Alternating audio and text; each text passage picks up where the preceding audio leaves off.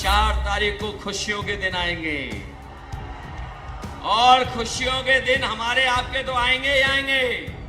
इन हमारे प्रेस वालों के लिए आजादी का दिन होगा, सुनहरा दिन होगा, फ्रीडम ऑफ प्रेस भी होगा। न केवल सरकार बदलने जा रही है, मित्र मंडली बदलने जा रही है। मित्र मंडली तो बदलेगी बदलेगी, मंत्रिमंडल भी बदलेगा और मीडिया बंडल भी बदलेगा 4 तारीख को।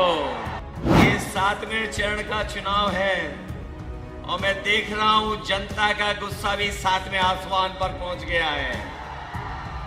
ये लोग जो कहते हैं शहजादे शहजादे, सुन रहे होंगे आप लोग कई बार कांग्रेस पार्टी और हम लोगों को मिलकर के कह रहे हैं शहजादे।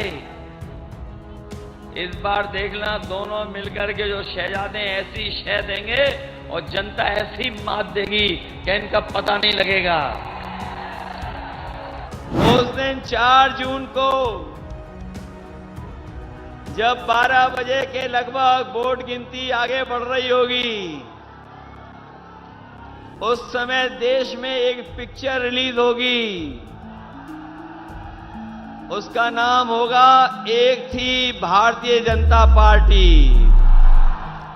नमस्कार, मैं रविश कुमार। अखिलेश यादव इतना हंसाते क्यों हैं? वे भारत के अकेले सीरियस नेता हैं जिन्हें हंसाना आता भी है। एक नेता और है, पंजाब के मुख्यमंत्री भगवंत मान।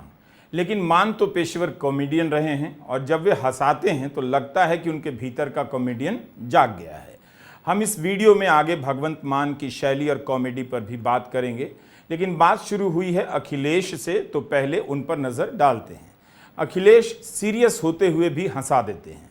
दिक्कत यह है कि ऐसे हंसाने वाले सीरियस नेता पर वीडियो कैसे बनाया जाए। इस तरह से ना बनाया जाए कि हल्का लगे और इतना भी सीरियस ना बना दिया जाए कि हंसी गायब हो जाए। तो हमने रेफरेंस के लिए सोचा कि योगी आदित्यनाथ के वीडियो देख लूं। योगी जी कभी कभी मुस्कुराते तो लगते हैं, लेकिन जब से उन्होंने बुलडोज़र उठा लिया है उनके भाषण भी बुलडोज़र की तरह नज़र आते हैं। बोलते ही लगता है बुलडोज़र चल पड़ा है। फिर लगा कि मोदी जी का इंटरव्यू देख लूं।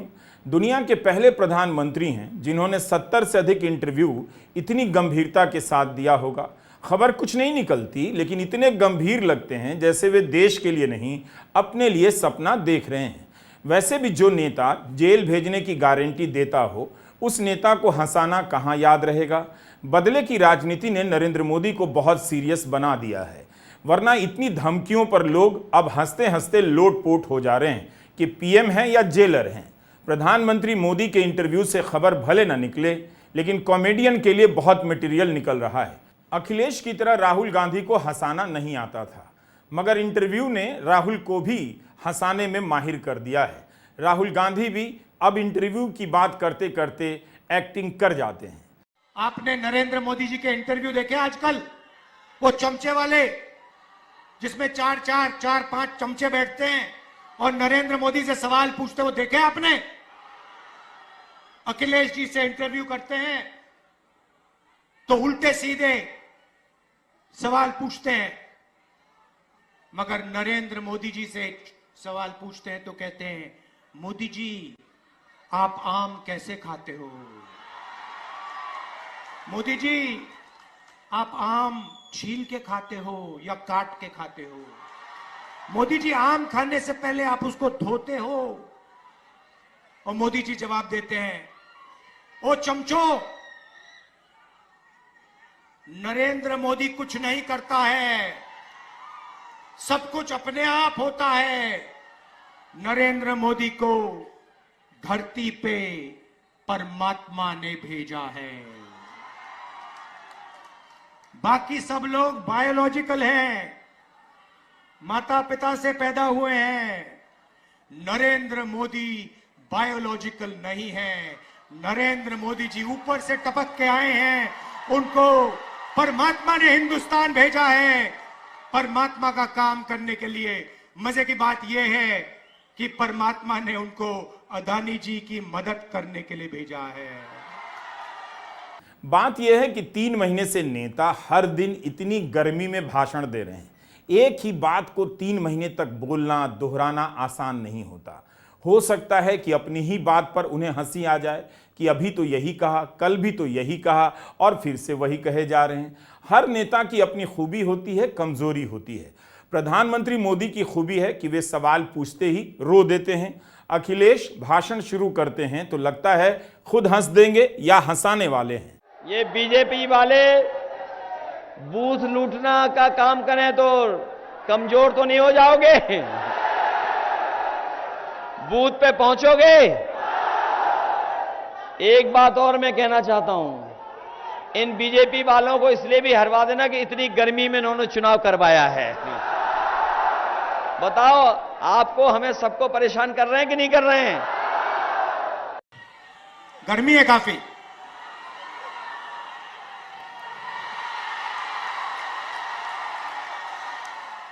अखिलेश के हंसी वाले ये वीडियो काफी वायरल हो जाते हैं। नेता को पता होता है कि जनता धूप में इंतजार कर रही है, उसका मूड वैसे ही गर्म होगा, थोड़ा सा हल्का भी करना होता है, तभी वह भारी भरकम बातों को सुन पाएगी। अखिलेश अक्सर ट्विटर पर आवारा सांड के वीडियो को लेकर व्यंग्य करते रहते हैं। लगता है वहां से उनके भाषण में यह शैली थोड़ी विकसित हो गई है। कि इनकी भाषा भी लड़खड़ाने लगी है और हमारे मुख्यमंत्री जी तो पहले ही डगमगा रहे थे, अब और डगमगा रहे हैं। इनकी तो हर कहानी पुरानी लग रही है। इनके डायलॉग वही घिसे पिटे डायलॉग हैं। बताओ, ये घिसे पिटे डायलॉग दे रहे हैं कि नहीं बोल रहे हैं? वही पुरानी कहानी सुना रहे हैं कि नहीं सुना रहे हैं? हमें दुख है इस बात का कि प्रदेश के मुख्यमंत्री पेपर लीक पर कुछ नहीं बोल रहे हैं। पेपर लीक जो हो रहा है उसमें कुछ नहीं बोल रहे हैं। वैसे तो इनका बुलडोजर हमेशा तैयार रहता है लोगों को डराने के लिए, लेकिन पेपर लीक वालों के लिए बुलडोजर और बुलडोजर की चाबी खो गई है। बुलडोजर इनका गायब है। इस चुनाव में मैंने विपक्ष के नेताओं के ठीक ठाक भाषण सुने, देखने के लिए कि विपक्ष के नेता जनता से संवाद कैसे करते हैं। हर किसी ने अपने भाषण में बहुत सुधार किया है। यह भारत के लोकतंत्र के लिए अच्छा है कि विपक्ष मजबूत भी दिखे और मुखर भी। समाजवादी पार्टी, कांग्रेस पार्टी, हम एक और एक जुड़ गए हैं। हम एक और एक जुड़ गए हैं तो 11 हो गए, और वो लोग एक और एक लड़ गए तो बताओ 0 हो गए कि नहीं हो गए? जो कहते थे डबल इंजन की सरकार है, ये जो मन की बात करते रहे हैं, मन की बात और मनमर्जी की बात करते रहे हैं, अब कोई इनकी मनमर्जी की बात नहीं सुनना चाहता है, कोई इनकी मनमर्जी की बात नहीं सुनना चाहता है। अब लोग संविधान की बात सुनना चाहते हैं। यही संविधान जो हमें अधिकार और सम्मान दिलाएगा। इस बार तो क्लाइमेट के चेंज के साथ साथ पॉलिटिकल क्लाइमेट चेंज भी होने जा रहा है। मित्र मंडल तो बदलेंगे ही बदलेंगे, मंत्रिमंडल भी बदलेगा, मीडिया मंडल भी बदल जाएगा। 4 जून ऐतिहासिक दिन तो होगा ही होगा। जिन्होंने कहा कि अच्छे दिन आएंगे, वो अच्छे दिन तो नहीं ला पाए हैं, लेकिन हम लोग बीजेपी को हरा करके 4 जून से खुशियों के दिन मनाएंगे। विपक्ष के सामने इस बार चुनौती यह थी कि जनता तक वह पहुंचे कैसे, अपनी बात सुनाए कैसे। अखबार और गोदी मीडिया से तो वह जनता के बीच नहीं पहुंच सकता, तो कैसे बात करे कि रैलियों से लौटते वक्त नेता की बात घर तक ले जाएं। अच्छा व्यंग देर तक याद रहता है, निर्भर करता है कि आप उसके लिए किस तरह के रूपक का चुनाव करते हैं। यूरिया की बोरी को लेकर अखिलेश जब बात करते हैं, पार्ले जी के पैकेट का उदाहरण ले आते हैं। पहले बाजार में जो बिस्किट पैकेट आता था, जो पार्ले जी का बिस्किट पैकेट आता था, इतना बड़ा आता था। हमारे पुराने लोग जानते होंगे, ये पार्ले जी का बिस्किट पैकेट इतना बड़ा होता था। महंगाई और मुनाफे के चक्कर में बताओ पार्ले जी का बिस्किट छोटा पैकेट हो गया कि नहीं हो गया? अब कितने बिस्किट का पैकेट आ रहा है? 5 का आ रहा है। इनकी सरकार और चली तो 1 बिस्किट वाला पैकेट आएगा, 1 बिस्किट का। ये पार्ले जी से ही सीखें। हमारे किसानों की बोरी से चोरी, बताओ बोरी से चोरी 5 किलो हो गई कि नहीं हो गई? बाद में 5 किलो और हो गई कि नहीं हो गई? इनकी सरकार आ गई तो आपको हमको खाद पाउच में मिलेगी, बोरी में नहीं मिलेगी। रैलियों में आप लगातार बोलते हैं, खतरा बहुत होता है जुबान फिसलने का। हंसाना अपने आप में जोखिम भरा काम है, एक गलती हो गई तो भारी पड़ सकता है। अखिलेश यादव अपने शब्द को पकड़ कर रखते हैं, जैसे शहजादे से शह और मात निकालकर बात मोड़ देते हैं। इलेक्टोरल बॉन्ड की तुलना इलेक्ट्रॉल से करने लग जाते हैं। इलेक्टोरल बॉन्ड की बात करो अगर बीजेपी से तो उन्हें इलेक्ट्रॉल की याद आ जाती है। इलेक्ट्रोल बॉन्ड की बात करते ही उन्हें दहशत छा जाती है, चक्कर आने लगते हैं, क्योंकि जो लोग बीफ कंपनियों से पैसे ले लिए हो, मीट कंपनी जो एक्सपोर्ट करती है उससे पैसे ले लिए हो, कहने वो क्या कहते हैं, हम सनातनी हैं, लेकिन मीट कंपनियों से पैसा लिया, बीफ कंपनियां जो एक्सपोर्ट करती है उनसे पैसा लिया। ये लोग जो कहते हैं शहजादे शहजादे, सुन रहे होंगे आप लोग कई बार कांग्रेस पार्टी और हम लोगों को मिलकर के कह रहे हैं शहजादे। इस बार देखना दोनों मिलकर के जो शहजादे ऐसी शह देंगे और जनता ऐसी मात देगी कि इनका पता नहीं लगेगा। इस बार शहजादे शह देने जा रहे हैं और जनता मात देने जा रही है। प्रधानमंत्री नरेंद्र मोदी भी शब्दों के साथ कम प्रयोग नहीं करते। उन्होंने राहुल और अखिलेश को शहजादे कह दिया तो दोनों ने उन्हें शहंशाह कहना शुरू कर दिया। जवाब में मोदी अपने इंटरव्यू में कह जाते हैं, मैं गालियां सुनता हूं इसलिए शहंशाह हूं। लेकिन प्रधानमंत्री को सुनते ही लगता है सब कुछ तय किया गया है, स्वाभाविक रूप से अचानक नहीं निकला। अखिलेश सभा में खड़े लोगों को भी मजाक में शामिल कर लेते हैं और अपनी बात उन तक पहुंचा देते हैं। अग्निवीर का इस्तेमाल वे 4 साल में रिटायर करने के रूपक के रूप में करने लग जाते हैं। हम अपने साथियों को कहना चाहते हैं, बड़े बड़े विभाग जो सरकारी हैं उसमें सब नौकरी आउटसोर्स हो गई है, संविदा पे चली गई, कॉन्ट्रैक्ट पे चली गई, निजी हो गई। और ये जो हमारे खाकी वर्दी वाले कभी कभी आज तो अच्छा सहयोग कर रहे हैं, हमें आपको व्यवस्था में हमारी मदद कर रहे हैं, लेकिन कभी कभी खाकी वाले भी हम लोगों को डराते हैं। ये लोग भी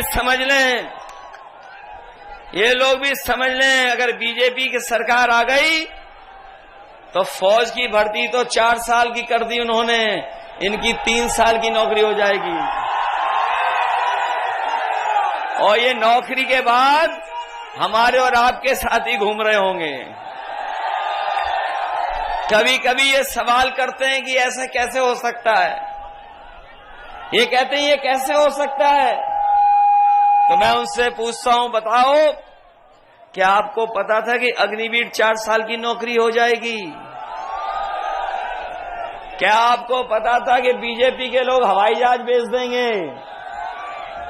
क्या आपको पता था कि बीजेपी के लोग पानी के जहाज भी बेच देंगे, बंदरगाह भी बेच देंगे? क्या आपको पता था LIC बेच देंगे? आपको नहीं पता था, आपको ये भी नहीं पता था कि आधी रात ये नोटबंदी कर देंगे। बताओ क्या पता था आपको? विपक्ष के नेताओं ने लगता है कि अपनी भाषा में काफी सुधार किया है। आप उनके भाषणों को सुनिए, पहले से कहीं ज्यादा सहज नजर आते हैं। आपकी भाषा भी बताती है कि आप कितने जेन्युइन हैं। इस चुनाव में प्रधानमंत्री मोदी के कारण भाषा एक बड़ा मुद्दा है। नोट कीजिए, राहुल गांधी या तेजस्वी की चूक के कारण भाषा मुद्दा नहीं है, प्रधानमंत्री के कारण है। विपक्ष के नेताओं ने अपने भाषण में भाषा को लेकर अभी तक कोई बड़ी चूक नहीं की, यह कम बड़ी बात नहीं।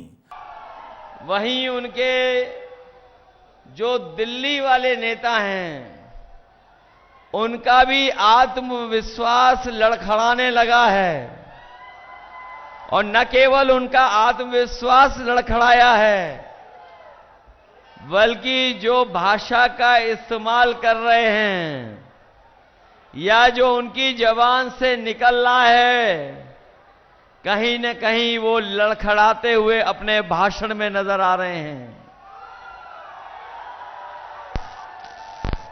अब न जाने कौन सा भाषण वो दे रहे हैं।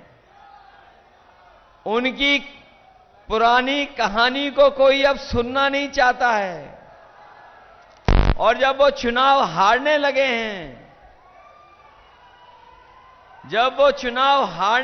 हैं, तो न केवल अपना भाषण बदल रहे हैं, बल्कि आप देखिए मंचों पे वो थर-थर कांपने भी लगे हैं।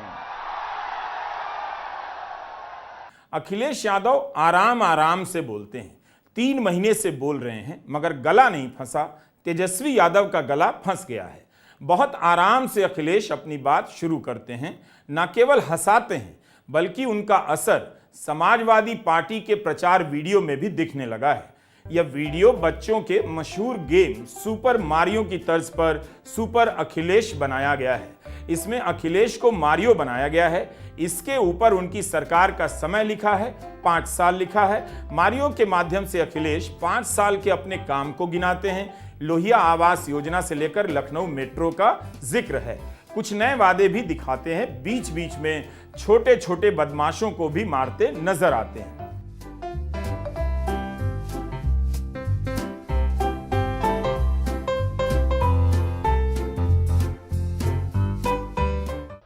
जो माहौल दिखाई दे रहा है, इस बार बीजेपी के हाथ से 80 की 80 सीटें जाने वाली हैं। और इसलिए जा रही हैं कि इन्होंने सपना दिखाया था बनारस के लोगों को कि क्यूटो बना देंगे। और मुझे लगा कि अगर बनारस क्यूटो बन जाएगा तो कहीं न कहीं चंदौली के लोगों को भी कुछ न कुछ विकास उनके क्षेत्र में हो जाएगा। न क्यूटो बना, न चंदौली का विकास हुआ। और पिछले 10 साल में इन भारतीय जनता पार्टी के लोगों की हर बात झूठी निकली और इनके वादे झूठे निकले। अखिलेश यादव ने बनारस का नाम इस पूरे चुनाव के लिए क्योटो रख दिया है। आप भूल गए होंगे क्योटो की बात, लेकिन अखिलेश उसे पब्लिक मेमोरी में ले आते हैं। आप जानते हैं कि दिसंबर 2014 में क्योटो और वाराणसी के बीच साझेदारी हुई। जापान के दिवंगत प्रधानमंत्री शिंजो आबे और भारत के प्रधानमंत्री नरेंद्र मोदी के बीच करार हुआ। अब तो 9 साल से अधिक समय हो गया। बनारस कितना क्योटो बना, बनारस के लोग बता सकते हैं। लेकिन अखिलेश यादव लगातार क्योटो की याद दिलाते जा रहे हैं। 5वें चरण के चुनाव तक मैं कहता था कि 80 लोकसभाओं में 1 सीट पर लड़ाई है, वरना पूरी सीटें इंडिया गठबंधन जीत रहा है। लेकिन जिस समय प्रयागराज का समर्थन मिला है, इधर आजमगढ़ और आजमगढ़ से आगे जो समर्थन मिल रहा है, इधर जो जौनपुर वालों ने तैयारी कर ली है इस बार तो लग रहा है कि देश के प्रधान सांसद जी अपनी क्यूटो लोकसभा से भी हारने जा रहे हैं। जैसे ही चुनाव पूर्वांचल में आया है और चुनाव इधर आ गया है, अब तो लग रहा है कि 80 की 80 सीटें इस बार इंडिया गठबंधन जीतने जा रहा है। और ये तो ब्रेकिंग न्यूज नहीं है 80 सीट जीतना। क्यूटो आपके बगल की लोकसभा की सीट ये काशी नहीं है, ये क्यूटो है।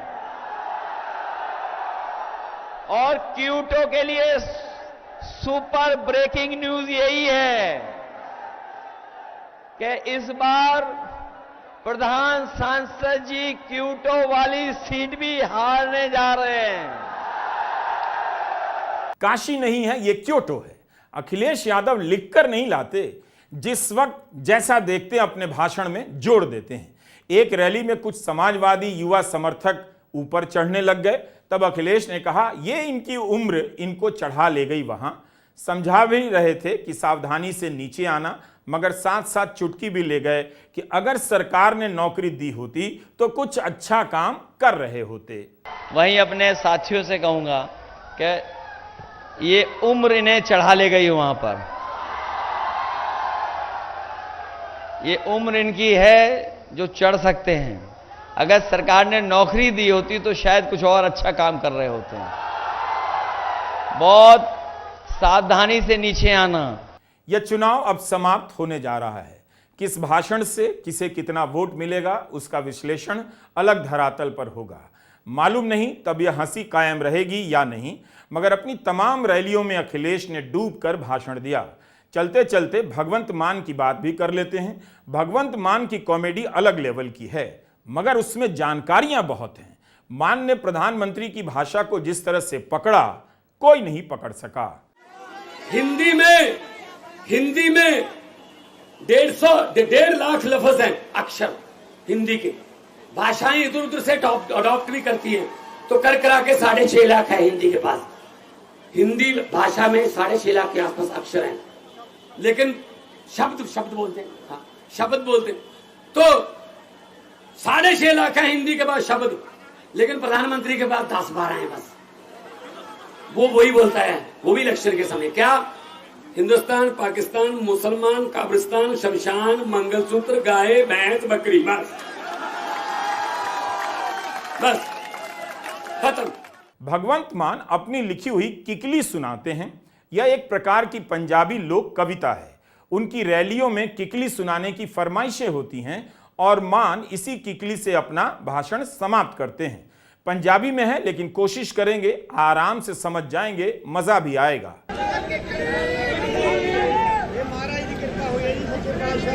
किकली कलीर दी बुरी हालत सुखबीर दी, किकली कलीर दी बुरी हालत सुखबीर दी।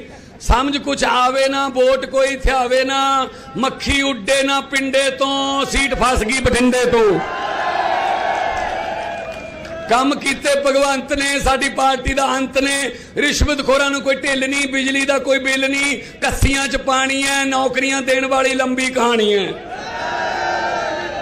लोग उदों तक सानू चाहुंदे सी जिन्ना चिर बादल साहब जिउंदे सी।